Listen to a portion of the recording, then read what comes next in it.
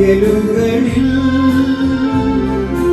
നേടിടാം ഈ ലോകത്തേക്കാൾ വിലയേറും ആത്മാവിനെ.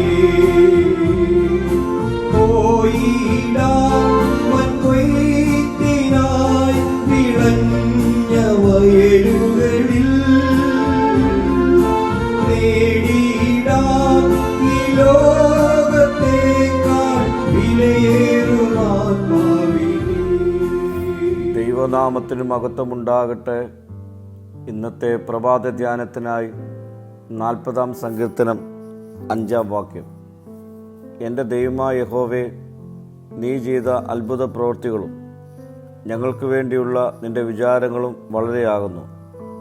നിന്നോട് സദൃശൻ ആരുമില്ല.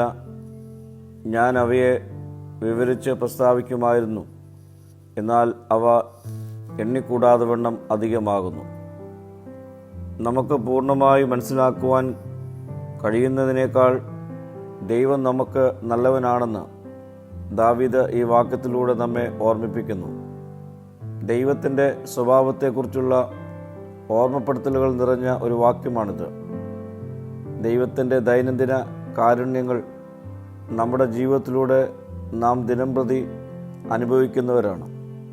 നമ്മുടെ ജീവിതത്തിലെ ദൈവത്തിൻ്റെ മിക്ക പ്രവൃത്തികളും അദൃശ്യമാണ്. എന്നാൽ ഒന്നിനും കുറവ് വരാതെ അവൻ നമ്മെ സംരക്ഷിക്കുന്നു. അവൻ്റെ പ്രവൃത്തികൾ മാത്രമല്ല, നമ്മെക്കുറിച്ചുള്ള അവൻ്റെ ചിന്തകൾ വളരെ വലുതാണ്. നമ്മൾ ഉപേക്ഷിക്കപ്പെട്ടുവെന്ന് ഉത്കണ്ഠപ്പെടുമ്പോഴും ദൈവം നമ്മെക്കുറിച്ച് ചിന്തിച്ച് നമുക്ക് വേണ്ടി പ്രവർത്തിക്കുന്നു. എന്നാൽ ദാവീദ് ഈ വാക്യത്തിൽ വ്യക്തമാക്കുന്നു, ദൈവത്തിൻ്റെ നന്മയെക്കുറിച്ച് പ്രഖ്യാപിക്കുകയും സംസാരിക്കുകയും ചെയ്താൽ അവ എണ്ണാൻ കഴിയുന്നതിലും അധികമാണ്.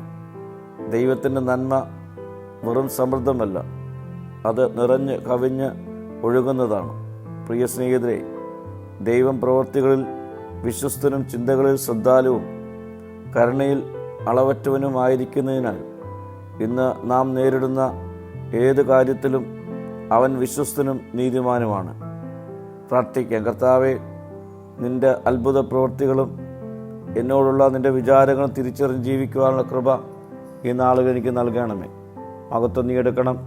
യേശുവിൻ്റെ നാമത്തിൽ തന്നെ. ആമീൻ.